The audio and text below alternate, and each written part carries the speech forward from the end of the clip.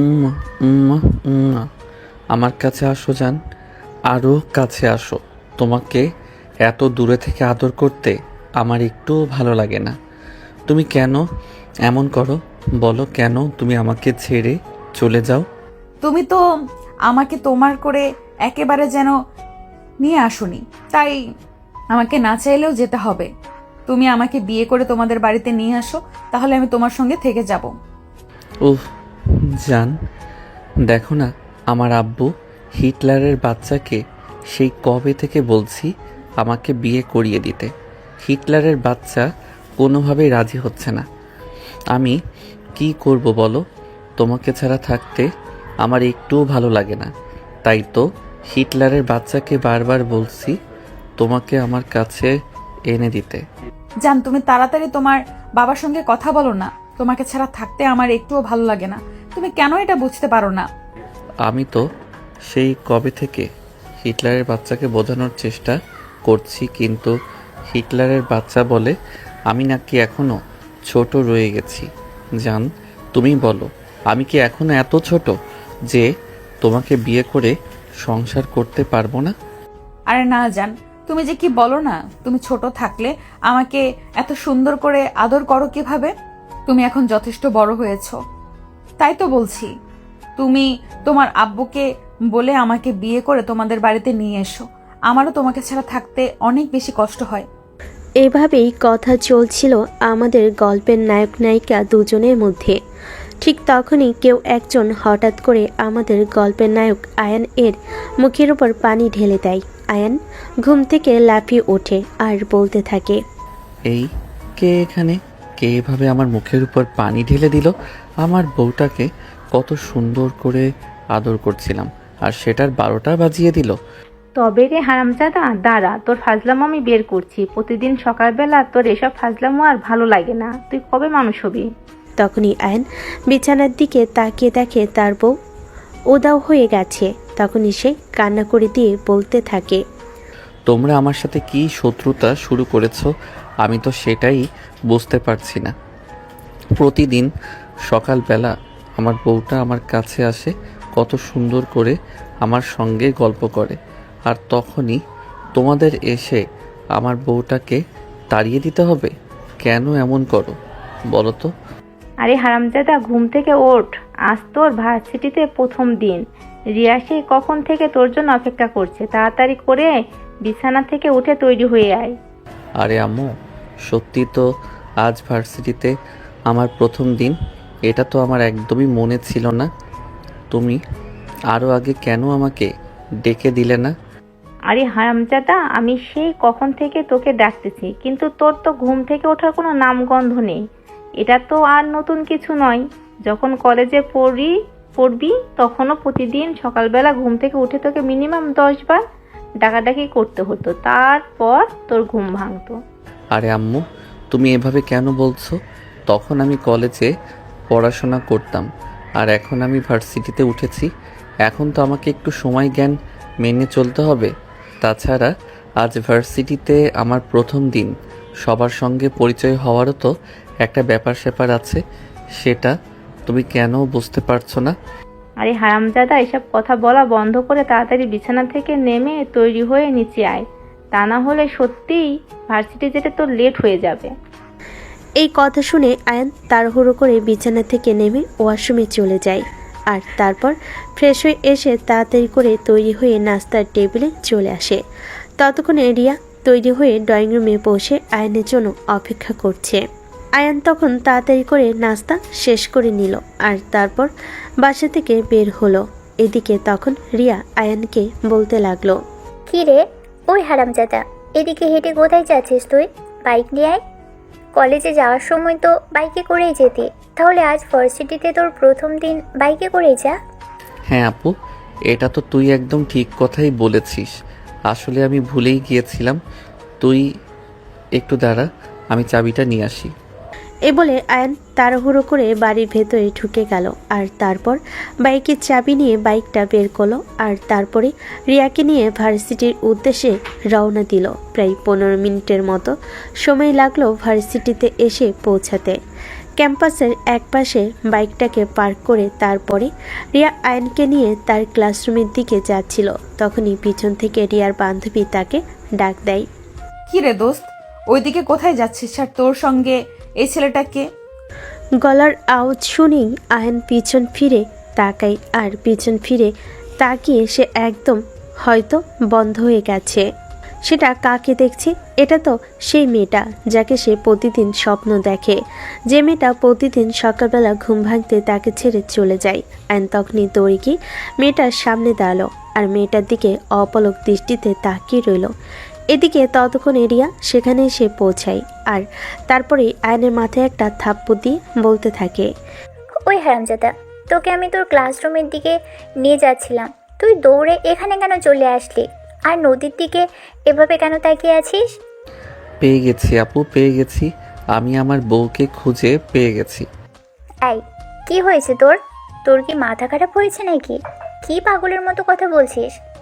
আরে আপু, আমি কোনো পাগলামি করছি না, যা সত্য তাই বলছি। আমি আমার বউকে খুঁজে পেয়ে গেছি।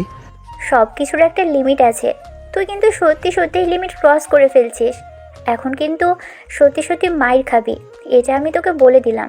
তুই ভার্সিটিতে অ্যাডমিশন নিয়েছিস বলে যে অনেক বড় হয়ে গেছিস, এটা কিন্তু কখনোই মনে করিস না। আরে আপু, আমি সত্যি বলছি, একদম ফাইজলামও করছি না। এই দেখো, আমার চোখের সামনে দাঁড়িয়ে আছে এই মেয়েটাই সেই মেয়েটা যাকে আমি প্রতিদিন স্বপ্নে দেখি, যে প্রতিদিন আমার ঘুমের মধ্যে এসে আমাকে আদর করে, তারপর বিকালবেলা ঘুম ভাঙার আগেই আমাকে ফেলে রেখে চলে যায়। এ বলে হাতে আঙ্গুল উঁচিয়ে নদীর দিকে তাকিয়ে থাকে আয়ন।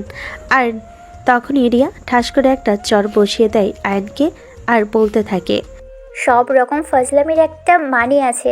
তুই এসব কি শুরু করেছিস? আমি সেটাই বুঝতে পারছি না। জানিস ওকে? বললাম তো, ও আমার বউ, যেই মানুষটা প্রতিদিন আমার স্বপ্নে আসে, যাকে আমি প্রতিদিন এত আদর করি, ভালোবাসা দেই, তাকে আমি ভুলে যাব কি করে? সেটা তুই নিজেই বল না আপু। দেখ, এখন কিন্তু একদম বেশি ফজলামো হয়ে যাচ্ছে। চুপচাপ আমার সঙ্গে চল। আর নদী, তুই প্লিজ কিছু মনে করিস না, আমার ভাইয়ের মাথায় সমস্যা আছে। ধুর, ভালো লাগে না। তুই অবশেষে আমাকে আমার ভালোবাসার মানুষের কাছে পাগল প্রমাণ করে দিলি। এটা কিন্তু তোর কাছে কখনো আশা করিনি আপু। এই শোনো, আমার মাথায় কোনো সমস্যা নেই, আমি যা বলছি একদম সত্য কথা বলছি। তোমাকে আমি অসম্ভব ভালোবাসি, আর তোমাকে আমি প্রতিদিন আমার স্বপ্নে আমার কাছে পাই। কত আদর করি, ভালোবাসা দেই। তুমি কি সব কিছু ভুলে গেছো নাকি? নদী যেন আয়নের এমন কথা শুনে কঠিন এক বিড়ম্বনায় পড়ে গেল। সে কি বলবে আর কি করবে কিছুই ভেবে পাচ্ছে না। আয়ন কেন এমন বলছে? এই নদীর সঙ্গে তো আয়নের আজকের আগে কখনোই দেখা হয়নি।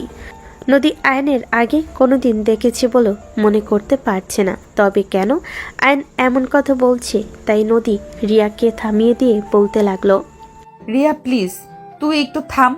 আমি তোর ভাইয়ের সঙ্গে কথা বলে দেখেছি ব্যাপারটা। আচ্ছা, তুমি কি আজকের আগে কখনো আমায় দেখেছো? আরে এসব তুমি কি বলছো? আজ সকালেও তো তুমি আমার কাছে এসেছিলে। সকালবেলা যখন চলে আসছিলে তখন তুমি তো বলছিলে আমি যেন আব্বুকে বলি যত দ্রুত সম্ভব তোমাকে আমাদের বাড়িতে নিয়ে যাই। আচ্ছা, তোমার কি সত্যিই মনে হয় ওই মেয়েটা আমিই ছিলাম, নাকি তুমি ভুলে গেছো? বলছো ভেবে দেখো। আরে না ডার্লিং, আমার একদম স্পষ্ট মনে আছে ওই মেয়েটা তুমি ছিলে। সেই হরিণীর মতো টানা টানা চোখ, গোলাপের পাপড়ির মতো লম্বা কালো চুল, গোলমাল চেহারা, কি মায়াবী চাহনি। এটা কি আমি কোনোভাবেই ভুলতে পারি নাকি? আমি 100-তে 300% শিওর ওই মেয়েটা তুমি ছিলে। প্লিজ জান পাখি, তুমি আমার আপুকে বুঝিয়ে বলো না ওই মেয়েটা তুমি ছিলে। তুমি ছাড়া অন্য কেউ হতেই পারে না। আচ্ছা ঠিক আছে, আমি কথা বলে নিব। এখন তুমি আগে নিজে শান্ত হও। আর আজকে ভার্সিটির তোমার প্রথম দিন, তাই তোমার ক্লাসে যাওয়াটা সবচেয়ে বেশি ইম্পর্টেন্ট। তুমি এখন নিজের ক্লাসে যাও, তারপর তোমার সঙ্গে কথা বলা যাবে। আমি ক্লাসে পরে যাব, তার আগে তুমি আগে আমার আপুকে বলে দাও যে তুমি ওই মেয়েটা ছিলে যাকে আমি এতদিন ধরে ভালোবেসে আসছি, যে প্রতিদিন আমার স্বপ্নে আসে, আমাকে ভালোবাসে, আমাকে আদর করে, আর তারপর রাত পোহালে চলে যায়। আচ্ছা ঠিক আছে, আমি তোমার আপুকে বলে দিচ্ছি ওই মেয়েটা আমিই ছিলাম। এখন তুমি ঠান্ডা মাথায় ক্লাসে যাও। তোমার ভার্সিটিতে প্রথম দিন, তোমার জন্য অনেক অনেক শুভকামনা রইল। এই বলে নদী তার বান্ধবীদের নিয়ে সেখান থেকে চলে গেল আর রিয়াকে বলল আয়নকে ক্লাস পর্যন্ত পৌঁছে দিতে।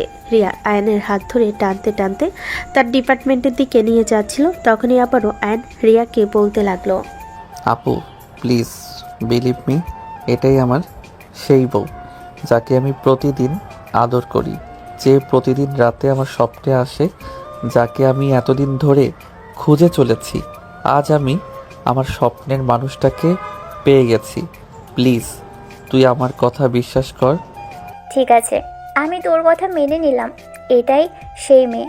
এখন তুই আগে ক্লাসে চল, তোর ক্লাসে টাইম হয়ে গেছে, তা না হলে ক্লাসে লেট হয়ে যাবে।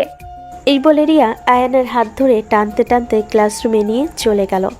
তারপর তাকে ক্লাসে বসিয়ে দিয়ে নিজের ক্লাসে চলে আসলো। আয়ন ভার্সিটিতে নতুন এসেছে, কারোর সঙ্গে সেরকমভাবে চেনা জানা নেই। তখনই হঠাৎ করে একটা ছেলে আসে, তার পাশে এসে বসলো আর বলতে লাগলো, হাই, আমি শুভ। আর তুমি? আমি আয়ান, ভার্সিটিতে নতুন এসেছি। আজকে আমার প্রথম দিন। ও আচ্ছা, ঠিক আছে, তাহলে তো ভালোই হলো। আমিও ভার্সিটিতে আজ প্রথম এসেছি। যাই হোক, তোমার সঙ্গে পরিচিত হয়ে ভালো লাগলো। ইউ ডোন্ট মাইন্ড, আমরা কি বন্ধু হতে পারি? হ্যাঁ অবশ্যই, কেন নয়। এই বলে দুজনেই গল্প করছিল আর তখনই ক্লাস টিচার চলে আসলো। ক্লাস টিচাররা চলে আসতেই দুজনেই ক্লাসে মনোযোগ দিল। এভাবেই দিনটা কেটে গেল। ভার্সিটির ছুটি হলো বিকেল 3টায়। অ্যান্ড ভার্সিটির গেটের সামনে দাঁড়িয়ে রিয়ার জন্য অপেক্ষা করছে। রিয়া কখন ভার্সিটি থেকে বের হবে আর তাকে নিয়ে বাসায় যাবে। তখনই অ্যান আবারও দেখতে পেল রিয়া আর নদী দুজনেই একসঙ্গে গেটের দিকে আসছে। অ্যান সেখানেই দাঁড়িয়ে রইল। রিয়া আর নদী দুজনে যখন আয়নের কাছাকাছি আসলো, তখন রিয়া নদীকে বলতে লাগলো, দোস্ত, আজ থেকে তোর সঙ্গে গল্প করতে করতে বাসে যাওয়া আর হবে না রে। এখন যেহেতু আমার ভাই প্রতিদিন বাইক নিয়ে আসবে, আমি তার সঙ্গেই যাওয়া আসা করব। তুই প্লিজ কিছু মনে করিস না, একটা রিক্সা নিয়ে বাসায় চলে যাস। আচ্ছা দোস্ত, ঠিক আছে, কোনো ব্যাপার না, কোনো সমস্যা নেই। আমি রিক্সা নিয়ে চলে যেতে পারবো, সাবধানে যাস। এই বলে নদীর কাছ থেকে বিদায় নিয়ে রিয়া আয়নের পাশে এসে দাঁড়ালো আর তারপর আয়নকে বলে বাইক স্টার্ট করার জন্য। তখনই আয়ন রিয়াকে বলতে থাকে, আপু তুই একটা রিক্সা নিয়ে বাসায় চলে যা, আমি তোর বান্ধবীকে ওনার বাসায় পৌঁছে দিয়ে তারপর বাসায় চলে আসব। কথাটা শোনা মাত্রই নদী আর রিয়া সহ উপস্থিত তার অন্যান্য বান্ধবীরাও একটু থমকে গেল। আর তখনই রিয়া বলতে লাগলো, ওই হারামজাদা, এসব তুই কি বলছিস? তোর কি মাথা খারাপ হয়ে গেছে নাকি? একদম, আমি তো সেটাই বুঝতে পারছি না, তুই কেন ওকে বাসায় পৌঁছে দিতে যাবি? বারে, আমার বউকে আমি বাসায় পৌঁছে দিতে যাব, এতে তোর কি সমস্যা? আমি তো সেটাই বুঝতে পারছি না। তোর রিক্সা ভাড়ার টাকা লাগবে তাই তো? আচ্ছা ঠিক আছে, এই নে, আমার কাছে 20 টাকা আছে, এটা দিয়ে রিক্সা ভাড়া দিয়ে বাসায় চলে যা। বউ তুমি আমার সঙ্গে চলো। এ বলে আয়ন নদীর হাত ধরে টান দিয়ে বাইকে উঠিয়ে নেওয়ার চেষ্টা করছিল। আর তখনই নদী আয়নকে উদ্দেশ্য করে বলতে লাগলো, আর এসব তুমি কি করছো? তুমি তোমার আপুকে নিয়ে বাসায় চলে যাও, আমি হেঁটে হেঁটে অথবা রিক্সায় করে বাসায় চলে যেতে পারবো, কোনো সমস্যা নেই। আরে বউ, আমার বাইক থাকতে তুমি হেঁটে হেঁটে কেন বাসায় যাবে? মাথা আমার খারাপ হয়নি, বরঞ্চ তোমার খারাপ হয়ে গেছে। আপু চলে যেতে পারবে। এই আপু, এই নে 20 টাকা, আর তুই চুপচাপ বাসায় চলে যা। আম্মুকে কিন্তু কিছু বলবি না, তাহলে কিন্তু তোর কপালে খারাপ হবে, এটা আমি তোকে বলে দিলাম। অলরেডি তুই আমার বন্ধুদের সামনে আমাকে অপমান করছিস, আমার বান্ধবীকে তুই যা ইচ্ছে তাই বলছিস। আমি কিন্তু আর কিছু সহ্য করব না, এখন সত্যি বলছি মায়ের খাবি। এই বউ, তুমি চলো তো আমার সঙ্গে। আমার বোনের ফাইজলামো মার্কা কথাবার্তা শোনার কোনো ইচ্ছে আমার নেই। এখানে যতক্ষণ দাঁড়িয়ে থাকো ততক্ষণ আমার বোন প্যাচাল করতেই থাকবে, আর এইসব প্যাচাল শোনার কোনো ইচ্ছে আমার নেই। দেখো আয়ান, তুমি তোমার মাথা ঠান্ডা করো। ও তোমার বোন হয়, তার সঙ্গে ভদ্র ভাষায় কথা বলো। এটা তোমার কাছ থেকে আশা করিনি। তুমি তোমার বোনকে নিয়ে বাসায় চলে যাও, আমি রিক্সা করে বাসায় চলে যাব, আর আমাকে নিয়ে তোমার কোনো চিন্তা করতে হবে না। তুমি ভুলে যেও না আমি তোমার বোনের বান্ধবী, তোমার বড় বোনের মতোই। আরে তুমি আমার বড় বোনের বান্ধবী, বড় বোন নাও, এই বিষয়টা তুমি কেন বুঝতে পারছো না? কেন তালগোল পাকিয়ে ফেলছো? আমি তোমাকে ভালোবাসি আর তুমি আমাকে ভালোবাসো, এটাই তো চিরন্তন সত্য, তাই নয় কি? তুমি ভুল ভাবছো, তোমার চিন্তা ভাবনা একদমই সঠিক না। জেনে বোঝার চেষ্টা করো। তুমি আমার চাইতে ছোট, তাছাড়া আমি আগে কখনোই তোমাকে দেখিনি। তোমার সঙ্গে সেভাবে আমার কোনো পরিচয় নেই। তাহলে তুমি কেন এসব ফাজলামো মার্কা কথাবার্তা বলছো? ও দেখো, একদম আবার মেজাজ খারাপ করো না, বলে দিচ্ছি। আমি কোনো ফাইজলামো করছি না, যা সত্য তাই বলছি। তুমি আমার স্বপ্ন দেখার সেই মেয়েটি, যাকে আমি অসম্ভব রকম ভালোবাসি, যে প্রতিদিন আমার স্বপ্নে আসে, যাকে জড়িয়ে না ধরলে রাতে আমার ঘুম আসে না। তাহলে আমি কেন মিথ্যে বলতে যাব তোমাকে, বলো শুনি? রিয়া বন্ধুদের সামনে এইসব কিছু আর সহ্য করতে না পেরে আয়নের গালে ঠাস করে একটা চর বসিয়ে দেয়, আর তারপরেই বলতে থাকে, তুই একদম লিমিট ক্রস করে ফেলেছিস। আজ চল বাসায়, আব্বুকে বলে তোর এমন অবস্থা করব যেটা তুই কল্পনাও করতে পারবি না। নদী, আই অ্যাম সো সরি দোস্ত। আমার ভাইয়ের এরকম ব্যবহারের জন্য সত্যি আমি দুঃখিত। এমন কিছু করবে এটা আমি কোনোদিন কল্পনাও করিনি। যদি আমি জানতাম আমার ভাই এমন কিছু করবে, তাহলে আমার ভার্সিটিতে ওকে কখনোই অ্যাডমিশন করাতাম না। ইটস ওকে দোস্ত, কোনো ব্যাপার না। ছোট মানুষ বুঝতে পারেনি, ওকে একটু বুঝিয়ে বলিস বাসায় গিয়ে, তাহলে ও সবটা বুঝতে পারবে। আমি তাহলে আসছি, তোরা চলে যাস। এই বলে নদী তার বন্ধুদের নিয়ে সেখান থেকে চলে গেল। আর এদিকে আয়ন তখন রিয়াকে মেজাজ দেখিয়ে বলতে লাগলো, তুই আমার বোন নাকি শত্রু আমি তো সেটাই বুঝতে পারছি না। তুই কেন আমার বউয়ের সামনে আমাকে এভাবে ছোট করে দিলি? এটা কিন্তু তোর কাছ থেকে কখনো আশা করিনি। হয়েছে, এবার চুপচাপ বাসায় চল, তা না হলে কিন্তু আরও খাবি বলে দিলাম। এই বলে রিয়া আয়নের বাইকের পিছনে উঠে বসলো। আয়নের ইচ্ছে না থাকা সত্ত্বেও বাইক স্টার্ট করতে হলো। আর তারপর এই দুজনে বাড়িতে চলে আসলো। বাড়িতে এসে রিয়া চিৎকার চেঁচামেচি শুরু করে দিল। তার চিৎকার শুনে তার আম্মু দৌড়ে ড্রয়িং রুমে চলে আসলো। আর তখনই রিয়া তার আম্মুকে উদ্দেশ্য করে বলতে লাগলো, আম্মু, এই হারামজাদাটা যখন জন্ম হয়েছিল তখন লবণ খাইয়ে মেরে ফেলতে পারলে না, তাহলে তো আর আজ এই দিন দেখতে হতো না। এমন কথা শুনে আয়নের আম্মু রিয়াকে বলতে লাগলো, আরে বাবা, কি হয়েছে? তুই এমন পাগলের মতো আচরণ কেন করছিস? কি হয়েছে সেটা তো আমাকে খুলে বল। কি হয়েছে সেটা আমাকে জিজ্ঞেস না করে তোমার ছেলেকে জিজ্ঞেস করলেই তো পারো। আচ্ছা ঠিক আছে, আমি আমার ছেলেকে জিজ্ঞাসা করে নিয়েছি কি হয়েছে। এবার তো তুই তো মাথাটা ঠান্ডা কর আর চুপচাপ নিজের রুমে গিয়ে বিশ্রাম কর। এই বলে আয়নের আম্মু তার বোনকে নিজের রুমে পাঠিয়ে দিল। আর তারপর আয়নকে তার হাত ধরে সোফায় এনে বসালো। আর তারপর বলতে লাগলো, আচ্ছা বাবা আয়ান, কি হয়েছে এবার তুই নিজেই আমাকে খুলে বল। তোর বোন কেন এভাবে এত বেশি রেগে গিয়েছে? আম্মু, আমি আমার বউকে খুঁজে পেয়ে গেছি। আরে এসব তুই কি বলছিস? তোর কি মাথাটা খারাপ হয়ে গেছে নাকি, যে পাগলের মতো প্রলেপ করছিস? না আম্মু, আমার মাথা খারাপ হয়নি, আমি একদম সম্পূর্ণ ঠিক আছি এবং যা বলছি ঠান্ডা মাথায় সুস্থ মস্তিষ্কে বলছি। আমি আমার বউকে খুঁজে পেয়ে গেছি, যে মানুষটা প্রতিদিন আমার স্বপ্নে আসে আর সকালবেলা ঘুম ভাঙতেই আমাকে ফেলে রেখে চলে যায়, যে আমাকে অনেক বেশি ভালোবাসে, আদর করে, কেয়ার করে। আরে বাবা, এসব ফাজলামো মার্কা কথাবার্তা বন্ধ কর। এসব ফাজলামো মার্কার কথা শুনতে সবসময় ভালো লাগে না। এখন নিজের রুমে যা আর বিশ্রাম কর। বাই দ্য ওয়ে, আজকে তোর ভার্সিটিতে প্রথম দিন ছিল। ভার্সিটির প্রথম দিন কেমন কেটেছে সেটাই বল।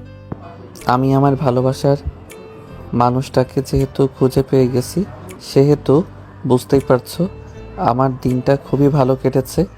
যাই হোক আম্মু, আমি ফ্রেশ হয়ে আসছি, আমার খুব ক্ষুধা পেয়েছে। আমার জন্য খাবার রেডি করো। আর তোমার মেয়েকে বলে দিও এভাবে যেন আমার পিছনে না লাগে। আমি যখন আমার ভালোবাসার মানুষটাকে একবার খুঁজে পেয়ে গেছি, তখন আমি যেভাবেই হোক তাকে আমার করে নেবই। দেখ বাবা, তোকে আমি আবারও রিকোয়েস্ট করে বলছি, এসব ফাজলামো মার্কা কথাবার্তা বন্ধ কর। রিয়া এইসব কিছুই নিতে পারছে না। তোর জন্য ওর বন্ধুদের সামনে হয়তো ওকে অপমানিত হতে হয়েছে, তাই তো রিয়া এত বেশি রেগে গেছে। তা না হলে তো রিয়া এত সহজে এভাবে রেগে যাওয়ার মতো মেয়ে নয়।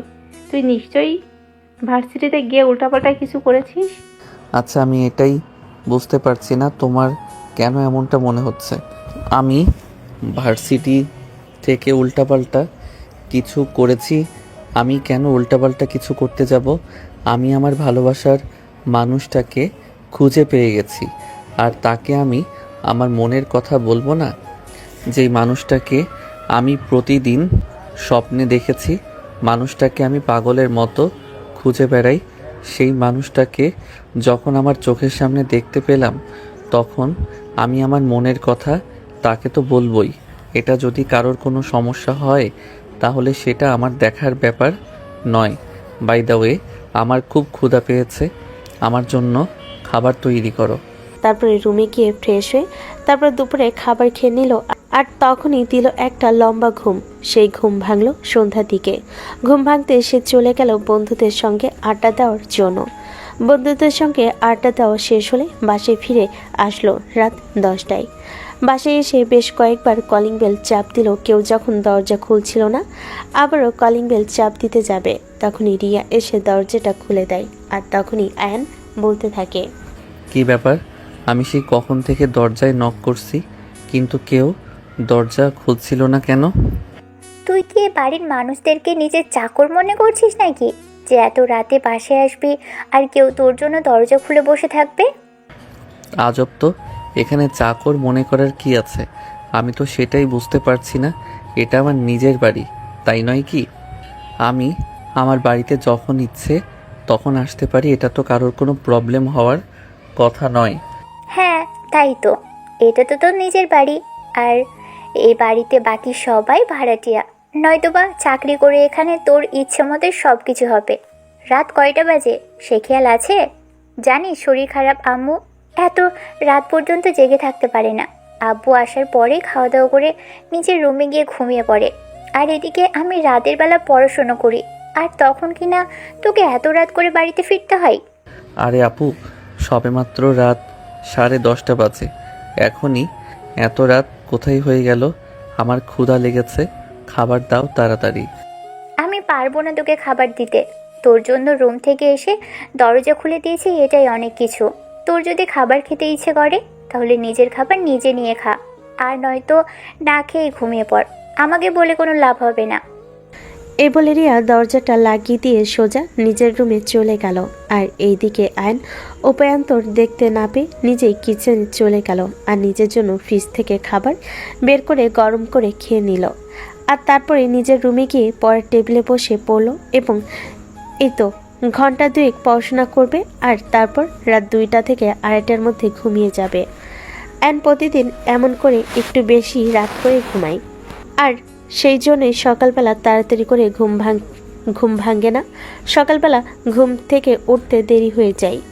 পরের দিন সকালবেলা যথাসময়ে আয়ন ঘুম থেকে উঠে তৈরি হয়ে গেল ভার্সিটিতে যাওয়ার জন্য। আজকে রিয়ার আগেই তৈরি হয়ে গেছে ভার্সিটিতে যাওয়ার জন্য। রিয়া যখন নাস্তার টেবিলে আসলো তখনই দেখতে পেল আয়ন ড্রয়িং রুমে বসে রিয়ার জন্য অপেক্ষা করছে।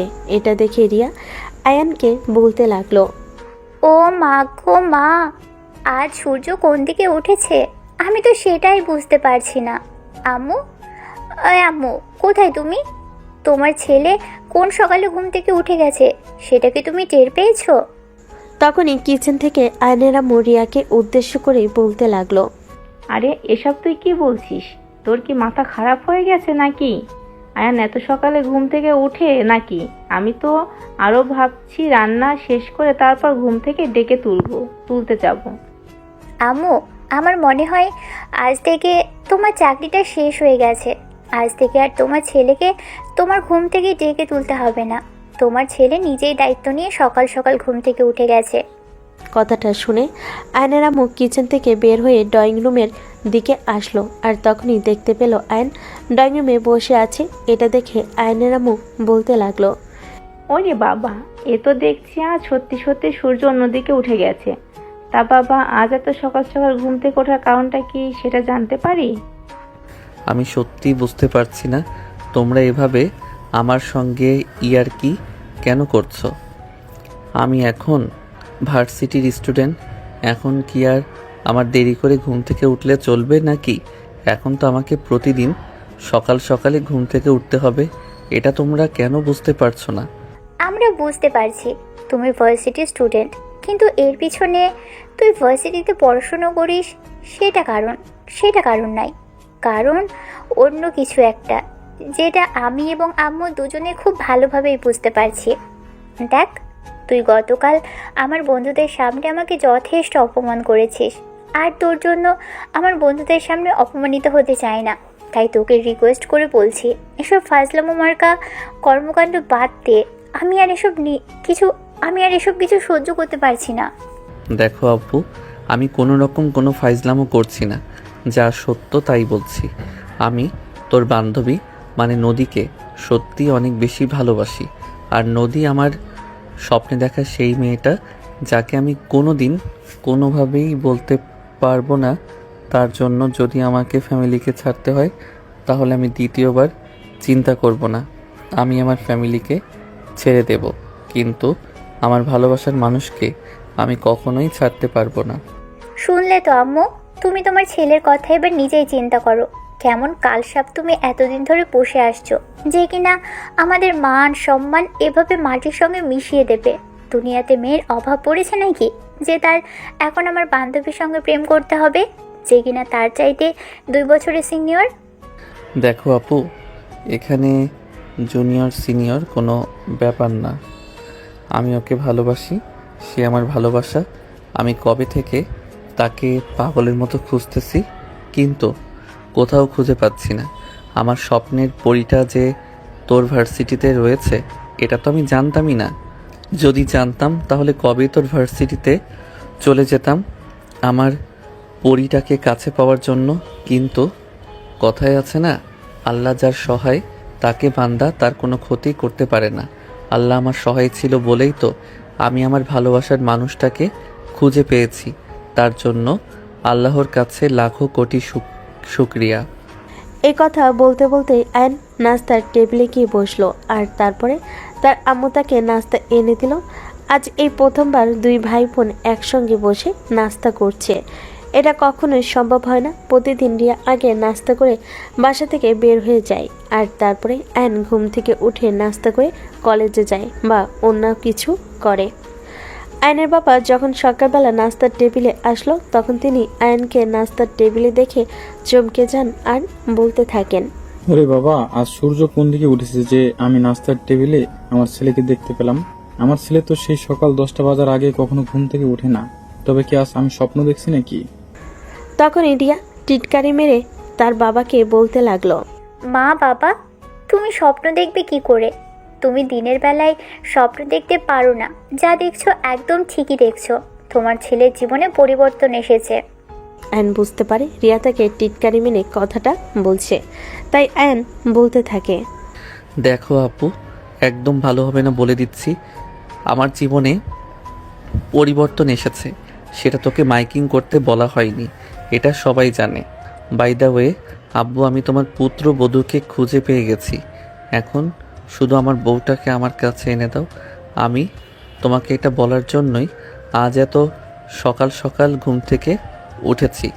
অবাক দৃষ্টিতে তাকায় আয়নের আম্মু, আর তারপরে তিনি আয়নকে বলতে থাকেন, দেখো, সবকিছুর একটা লিমিট থাকে। তুমি কিন্তু একদম লিমিট ক্রস করে ফেলছো। তুমি তোমার বাবার সামনে বসে কথা বলছো, এটা কি তুমি ভুলে যাচ্ছ নাকি? আম্মু, আমি এই কথা কেন ভুলে যাব? একদম ভুলে যাইনি। আমার সব কিছু একদম স্পষ্ট মনে আছে। আমি তোমাদের একমাত্র ছেলে।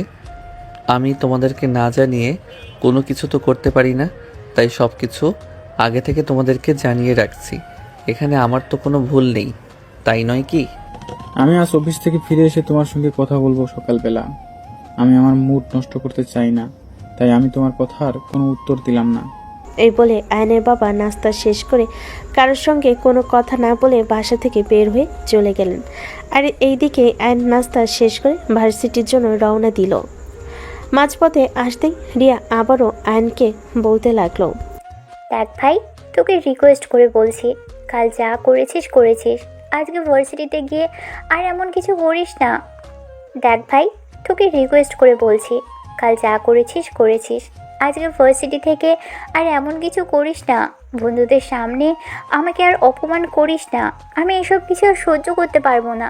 প্লিজ ভাই, তোকে আমি রিকোয়েস্ট করে বলছি, তুই লক্ষ্মী ভাইয়ের মতো আমার কথাটা শুনে নিস। তুইও লক্ষ্মী বোনের মতো আমার কথাটা শুনে নে। এইসব কথা আমাকে বলে কোনো লাভ হবে না, কারণ আমি একজন মানুষকে ভালোবাসি, তাকে আমি আমার ফ্যামিলির জন্য হারিয়ে ফেলতে চাই না। কারণ ফ্যামিলির ভালোবাসা ফ্যামিলির জায়গায়, তার মনের মানুষের ভালোবাসা মনের মানুষের জায়গায়। ছোট জায়গাকে আলাদা করে দেখার চেষ্টা করো প্লিজ। তুই বোন হয়ে আমার ভালোবাসার মধ্যে ঢুকে যাস না। আমি বুঝতে পারছি না তোর মাথায় কি ঢুকেছে। তুই কেন এসব পাগলের মতো কথাবার্তা বলছিস? কেন এমন করছিস? প্লিজ ভাই আমার, এমন করিস না, আর অপমান করিস না আমার বন্ধুদের সামনে। আমি তোর বন্ধুদের সামনে তোকে কোনো অপমান করতে চাই না। ইভেন তোকে কোনো অপমান করার কোনো ইচ্ছা আমার নেই।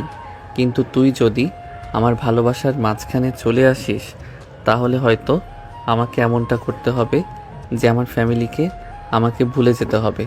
তুই আমার বোন, সেটা আমাকে ভুলে যেতে হবে। এছাড়া আমার হাতে অন্য কোনো উপায় থাকবে না, সেটা তুই বোঝার চেষ্টা কর। তার মানে তুই মনে মনে এটাই ঠিক করে নিয়েছিস যে আমার কোনো কথাই শুনবি না? তোর যেটা ভালো লাগে তুই সেটাই করবি, তাই না? আচ্ছা ঠিক আছে, তবে আমিও তোকে আর কিছুই বললাম না। তবে একটা কথা মনে রাখিস, দিন শেষে যত যাই কিছু করিস না কেন, তুই কিন্তু নদীকে কখনো পাবি না, কারণ তার বয়ফ্রেন্ড আছে। সে অলরেডি একটা ছেলের সঙ্গে সম্পর্কে আছে। দেখ আপু, তুই আমার বোন, তাই তোকে এখনও যথেষ্ট সম্মান এবং ভালোবাসা দিয়ে কথা বলছি। কিন্তু তুই আমার ভালোবাসার মানুষের সম্পর্কে এমন বাজে কথা একদম বলিস না। আর হ্যাঁ, তোকে একটা কথা বলে রাখি, ওর যদি একটা না 10টা বয়ফ্রেন্ড থাকে, তাতেও আমার কিছু যায় আসে না। আমিও যদি চাঁদেও চলে গিয়ে থাকি, সেখান থেকেও তাকে নিয়ে আসার ক্ষমতা রাখে। আমার সব কিছুই একটাই কথা, আমার ভালোবাসার মানুষটাকে আমি আমার করে পেতে চাই। সেটা যেভাবেই হোক আর যে কোনো কিছুর বিনিময়ে হোক না কেন, তাতে আমার কোনো কিছুই যায় আসে না। ঠিক আছে, তুই যখন আমার কথা শুনবি না, তখন তোর যা ইচ্ছে হয় তুই তাই কর। তোকে আমি আর কিছুই বলবো না। তবে একটা কথা এখনও তোকে শেষবারের মতো বলছি, তুই কখনোই কিন্তু নদীকে নিজের করে পাবি না। যত যাই কিছু করিস না কেন, শুধু সময় নষ্ট হবে। যদি তাই হয় তবে তাই হোক, তাতে আমার কিছুই যায় আসে না। কিন্তু আমি যেটা ঠিক করেছি আমি সেটা করবই। আমি আমার চোখের সামনে আমার ভালোবাসার মানুষটাকে এভাবে হারিয়ে যেতে দেব না। যাকে এত সাধনার পর খুঁজে পেয়েছি, তাকে তো আমি কোনোভাবেই এভাবে হারিয়ে যেতে দিতে পারি না। এভাবেই কথা বলতে বলতে দুজনেই ভার্সিটিতে এসে পৌঁছালো। তখনই আয়ন দেখতে পেল নদী তার বান্ধবীদের সাথে ক্যাম্পাসে বসে আড্ডা দিচ্ছে।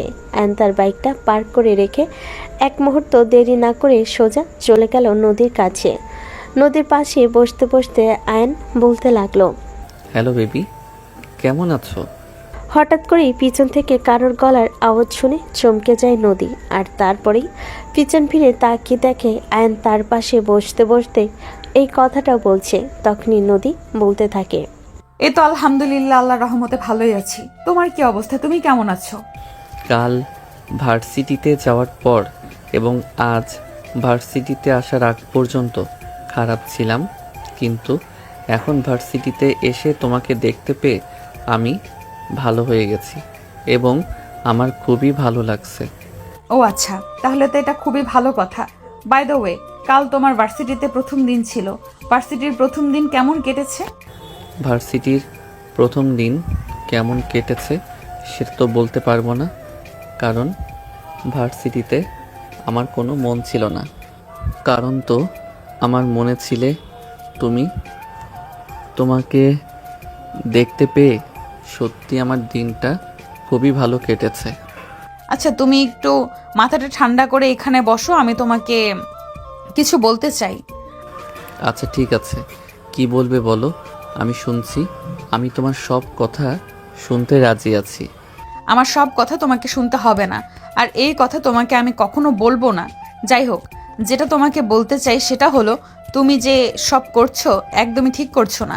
আমি তোমার বড় বোনের বান্ধবী, তোমার থেকে 2 বছরের সিনিয়র, এটা তুমি মাথায় রেখো। তাছাড়া আমি রিলেশনে আছি। তুমি 10টা রিলেশন করো, তাতেও আমার কিছু যায় আসে না, কিন্তু তোমাকে আমি ভালোবাসি। তোমাকে সামনাসামনি না দেখেই ভালোবেসেছি, তাই তোমাকে আমি কখনোই হারিয়ে যেতে দেব না। কারণ তুমি আমার কল্পনার রানী, যে আমার সামনে না থেকেও, আমার কাছে না থেকেও আমাকে অসম্ভব রকম ভালোবেসেছে, আমাকে ভালোবাসতে শিখিয়েছে। তাকে তো আমি কখনোই ভুলে থাকতে পারবো না। প্লিজ আয়ান, লক্ষ্মী ভাই আমার, এমন করে না।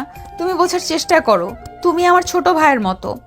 তোমার সাথে কখনোই আমার এই সব কিছু করা সম্ভব না। তুমি যদি আমার চাইতে বয়সে বড় হতে, তাহলে না হয় বিষয়টা ভেবে দেখা যেত, কিন্তু এটা এখন কোনোভাবেই সম্ভব নয়। তাই প্লিজ, আমি তোমাকে রিকোয়েস্ট করে বলছি, এইসব চিন্তা ভাবনা মাথা থেকে ছেড়ে ফেলে দাও। I am so sorry my dear sweetheart, এটা কোনোভাবেই সম্ভব নয়। কারণ আমি তোমাকে ভালোবাসি, আর জীবনে একজনকেই মন থেকে ভালোবাসা যায়, কিন্তু কখনো তাকে মন থেকে মুছে ফেলা যায় না বা ভুলে যাওয়া যায় না। ভালোবাসা সবার জীবনে একবারই আসে, আর সেটাকে ধরে রাখতে জানতে হয়।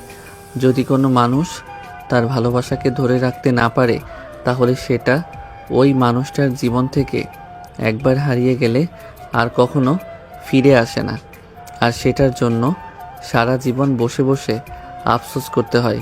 কিন্তু আমি এমনটা করতে পারবো না। আমি যাকে ভালোবাসি সারা জীবন তাকে আমি আমার করেই রাখতে চাই।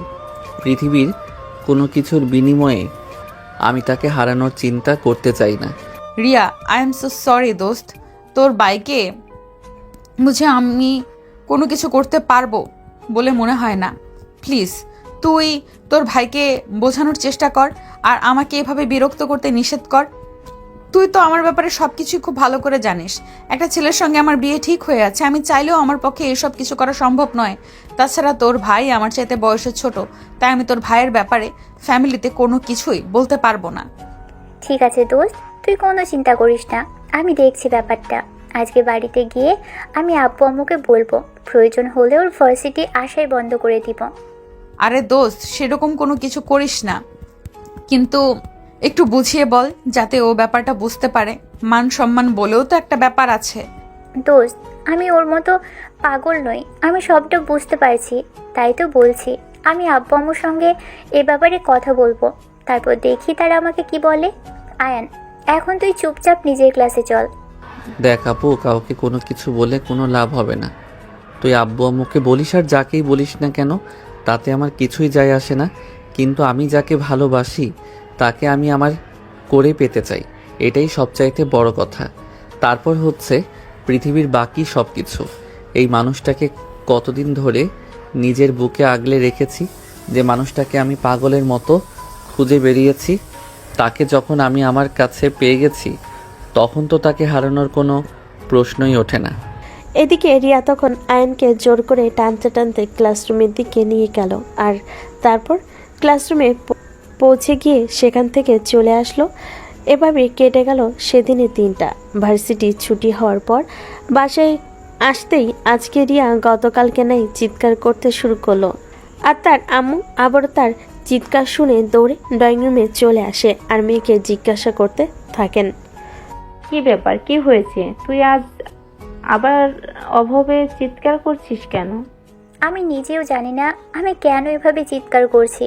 আমার তো কপালটাই খারাপ যে আমি এখন এমন একটা ফ্যামিলিতে জন্ম নিয়েছি, আর তোমার ছেলের মতো একটা ভাই আমার আছে। সেখানে আমি চিৎকার না করে কিভাবে থাকতে পারি, সেটা তোমরাই আমাকে বলো। আরে বাবা, আমি তো গতকালকে বুঝে বলেছিলাম সবটা, কিন্তু আজকে আবার কি এমন করেছে যার জন্য তোমাকে এভাবে চিৎকার করতে হচ্ছে? তোমার ছেলে আজ আবারও ভার্সিটিতে গিয়ে একই কাজ করেছে। কেন তোমার ছেলে এরকম শুরু করেছে? ও কি আমাকে ভার্সিটিতে পড়াশুনো করতে দেবে না নাকি? দেখো, আমার মন মেজাজ এমনিতেই খারাপ। তোমরা আর খারাপ করো না, তাহলে কিন্তু খারাপ কিছু হয়ে যাবে। আমি এটা বলে দিলাম। ঠিক আছে, তুই রুমে যা, তোর বাবা বাড়িতে আসুক, আমরা দুজন মিলে ওর সঙ্গে কথা বলবো, তারপর দেখি কি হয়। আমি বুঝতে পারছি না আমার ছেলেটা কেন এসব পাগলামি শুরু করেছে, কেন তার মাথায় এইসব কুবুদ্ধি ঢুকেছে, কেন সে এরকম করছে, কিছুই বুঝতে পারছি না। এই বলে আয়নের আম্মু রিয়াকে তার নিজের রুমে পাঠিয়ে দিল। তারপর আয়নের কোনো কথা না বলে নিজের রুমে চলে গেল। আর তার বাবা বাসে আসে রাত 8টায়। তারপরে আয়নের আম্মু তার বাবাকে সব কিছু খুলে বলল। আয়নের বাবা সব কিছু শুনে আয়নকে নিজের রুমে ডেকে নিলেন আর তারপর বলতে লাগলেন, তুমি এসব কি শুরু করেছো?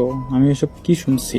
তোমাকে ভার্সিটিতে ভর্তি করানো হয়েছে পড়াশোনা করার জন্য, এসব ফাজলামো করার জন্য নয়। তোমাকে শেষবারের মতো বলছি, এসব ফাজলামো বন্ধ করে দাও, তা না হলে কিন্তু তোমার ভার্সিটিতে যাওয়া বন্ধ হয়ে যাবে। আমি কোনো পাগলামো করছি না, যা সত্য তাই বলছি। নদীকে আমি না দেখে ভালোবেসে ফেলেছি। নদী সেই মানুষ যে প্রতিদিন আমার স্বপ্নে আসে, যাকে খুঁজে পাওয়ার জন্য আমি হন্যে হয়ে খুঁজে চলেছি, কিন্তু কোথাও তাকে খুঁজে পাচ্ছি না। তবে এখন যখন তাকে পেয়ে গেছি, এখন আর তাকে আমি হারাতে চাই না। সে তোমার বড় বোনের বান্ধবী, তোমার বড় বোনের সে তোমার 2 বছরের সিনিয়র। এসব ফালতু চিন্তার মাথা থেকে ঝেড়ে ফেলে দাও। আর স্বপ্নে যে কেউ আসতে পারে তার মানে এই নয় যে তাকে নিয়ে জীবনসঙ্গী বানানোর চেষ্টা করতে হবে। সবচেয়ে বড় কথা, তুমি এখনো অনেক ছোট, সবে মাত্র অনার্স প্রথম বর্ষের স্টুডেন্ট। তোমার জীবনে এখনো অনেক সময় পড়ে আছে। সো প্লিজ এসব ফালতু চিন্তা ভাবনা বন্ধ করো। আমি কোনো ফালতু চিন্তা করছি না বাবা, আমি যা সত্য তাই বলছি। আমি নদীকে ভালোবাসি, আর তাকে না পেলে আমি আমার এই জীবন রাখবো না, এটাই শেষ কথা। কারণ ভালোবাসা জীবনে একবার আসে, বারবার আসে না। জীবনে ভালোবাসাকে ধরে রাখতে হয়, তাকে ছেড়ে দিলে হারিয়ে ফেলতে হয়, আর কখনোই ভালোবাসা খুঁজে পাওয়া যায় না। দেখো, ফাজলামের একটা লিমিট আছে, তুমি কিন্তু তার লিমিট ক্রস করে ফেলছো। আমি তোমার বাবা, আর তুমি আমার সামনে দাঁড়িয়ে কথা বলছো, এটা অন্তত ভুলে যেও না। তুমি আমার বাবা, আর সেই জন্যই তোমার সঙ্গে এই কথাগুলো বলছি। কারণ আমি যাকে ভালোবাসি, যাকে আমি আমার নিজের জীবন সঙ্গী হিসেবে পেতে চাই, সেটা জানা তোমারও খুব জরুরি প্রয়োজন। তাই তোমাকে বলা, কারণ আমি আমার ভালোবাসার মানুষটাকে আমার পরিবারের সঙ্গে একসাথে পেতে চাই। আমি চাই না আমার ভালোবাসার মানুষের জন্য আমার পরিবারের সঙ্গে আমার সম্পর্ক খারাপ হোক।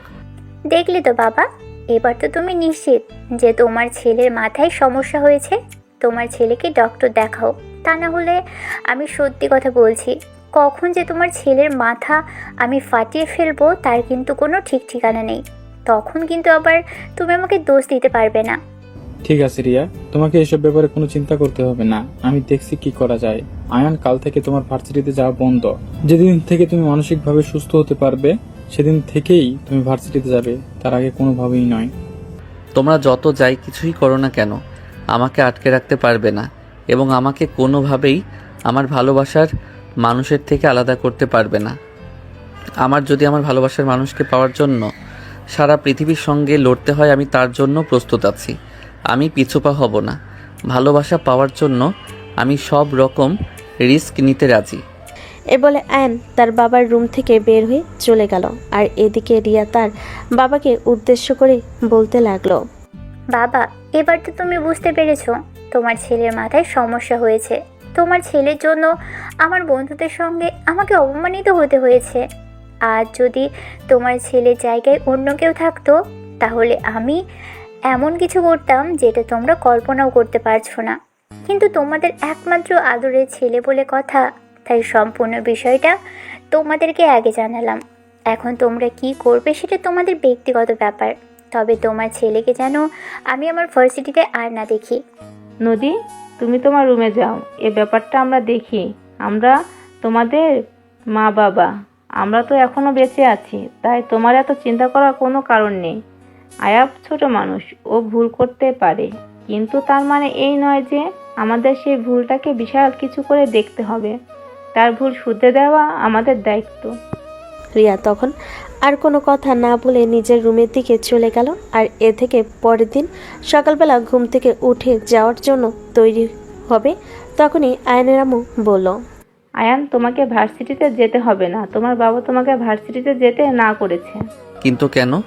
কেন সেটা তুমি খুব ভালো করে জানো, তাই প্লিজ তর্ক করো না। যেটা বলছি সেটাই করো। তোমার বাবা তোমাকে ভার্সিটিতে যেতে নিষেধ করেছে। তোমরা কি আমাকে তোমাদের হাতের খেলার পুতুল পেয়েছো নাকি? আমি তো সেটাই বুঝতে পারছি না। যখন আমি অন্য ভার্সিটিতে ভর্তি হতে চেয়েছিলাম তখন তোমরা আমাকে জোর করে তোমাদের মেয়ের সঙ্গে একই ভার্সিটিতে ভর্তি করিয়েছো, আর এখন কি না, যখন আমি আমার স্বপ্নের সেই মানুষটাকে পেয়ে গেছি, এখন তোমরা বলছো আমাকে এই ভার্সিটিতে যেতে হবে না। আমি যেন অন্য ভার্সিটিতে পড়াশোনা করি, কিন্তু এটা কখনোই হবে না। দেখো, এখানে একদম বেশি হয়ে যাচ্ছে। একদম তর্ক করবে না, বলে দিচ্ছি। তোমাকে যেটা বলা হয়েছে সেটাই করো। তোমার আজ থেকে ভার্সিটিতে যেতে হবে না। ভার্সিটিতে যাওয়া বন্ধ। আমরা তোমাকে অন্য ভার্সিটিতে ভর্তি করানোর ব্যবস্থা করছি। আমি তোমাদের হাতের খেলার পুতুল নই। তোমাদের যখন যেটা ভালো লাগবে তোমরা সেটাই করবে। আমি ভার্সিটিতে যাচ্ছি। এই বলে আয়ন তার আম্মুর কথাকে কোনোরকম পাত্তা না দিয়ে বাসা থেকে বের হয়ে গেল সকালে নাস্তা না করে। আর এদিকে রিয়া তখনই নাস্তার টেবিলে আসে নাস্তা করার জন্য। আয়নকে নাস্তার টেবিলে দেখতে না পেয়ে রিয়া তার আম্মুকে জিজ্ঞেস করে, আম্মু, কি ব্যাপার? কাল তো এত সকাল সকাল তোমার ছেলে ঘুম থেকে উঠে গেছিল, আজকে ঘুম থেকে এখনো ওঠেনি নাকি? অনেকক্ষণ আগে ঘুম থেকে উঠে গেছে আর বাসা থেকে বের হয়ে গেছে। তখনই সিঁড়ি দিয়ে নামছিল আয়নের বাবা। আর এই কথা শুনে আয়নের বাবা বলতে লাগলেন, বাসা থেকে বের হয়ে গেছে মানে? তোমার ছেলেকে ভার্সিটিতে পাঠানোর কোনো প্রয়োজন নেই, কিন্তু তারপরেও কেন তুমি তোমার ছেলেকে ভার্সিটি পাঠালে? আমি তোমার ছেলেকে ভার্সিটিতে পাঠাইনি, তাই দয়া করে আমার সঙ্গে এসব গলা উঁচু করে কোনো কথা বলো না। আমি তোমার ছেলেকে অনেকবার নিষেধ করেছি ভার্সিটিতে যাওয়ার জন্য, কিন্তু তোমার ছেলে আমার কোনো কথাই শুনেনি। সে নিজে নিজেই বাসা থেকে বের হয়ে চলে গেছে আমি কোনো কথা বলার আগেই। তাই আমাকে কথা শুনিয়ে কোনো লাভ নেই। যদি নিজের ছেলেকে একটু কথা শোনাতে পারবে তাহলে আজ এই দিনটা দেখতে হতো না। একটা মাত্র ছেলে বলে কত আদর দিয়ে মাথায় তুলে ফেলেছো, এখন বোঝো ঠেলা। হ্যাঁ, সেটাই তো। এখন দেখতে পাচ্ছি ছেলেকে একটু বেশি আদর দিয়ে বাদর বানিয়ে ফেলেছি, যেটা আমাদের উচিত হয়নি। আমাদের উচিত ছিল ছেলেকে ছোটবেলা থেকেই একটু কড়া শাসনে রাখার, তাহলে হয়তো আজ এই দিন দেখতে পেত না। যাই হোক, আমি দেখছি ব্যাপারটা কি করা যায়। এই বলে আয়নের বাবা নাস্তার টেবিলে বসে গেল নাস্তা করার জন্য। আর তখনই রিয়া রাগে ফুসফুস করতে করতে বলতে লাগলো, আমি তোমাদেরকে আগেই বলেছিলাম তোমার ছেলেকে আমার ভার্সিটিতে ভর্তি করানোর প্রয়োজন নেই, কারণ তোমার ছেলের ক্যারেক্টারের সমস্যা আছে।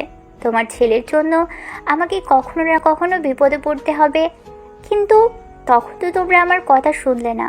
তোমরা বলেছিলে আমার ভার্সিটিতে ভর্তি করাতে সময়ের সাথে সাথে সব কিছু ঠিক হয়ে যাবে, কিন্তু এখন আমি বুঝতে পারছি তখন তোমাদের কথা শুনে আমি জীবনের সবচাইতে বড় ভুলটা করেছি। তোমার ছেলেকে যদি আমাদের ভার্সিটিতে ভর্তি না করাতাম তাহলে হয়তো আজ আমাকে এই পরিস্থিতির সম্মুখীন হতে হতো না। বন্ধুদের সঙ্গে আমাকে ছোট হতে হয়েছে। কেন বলো? শুধুমাত্র তোমার ছেলের জন্য। তোমার ছেলে যদি এসব আকাম কুকাম না করতো তাহলে বন্ধুদের সামনে আমাকে ছোট হতে হতো না। নদীর সঙ্গে আমার কতদিনের বন্ধুত্বের সম্পর্ক, আর এখন তোমার ছেলের জন্য সবটা নষ্ট হতে চলেছে।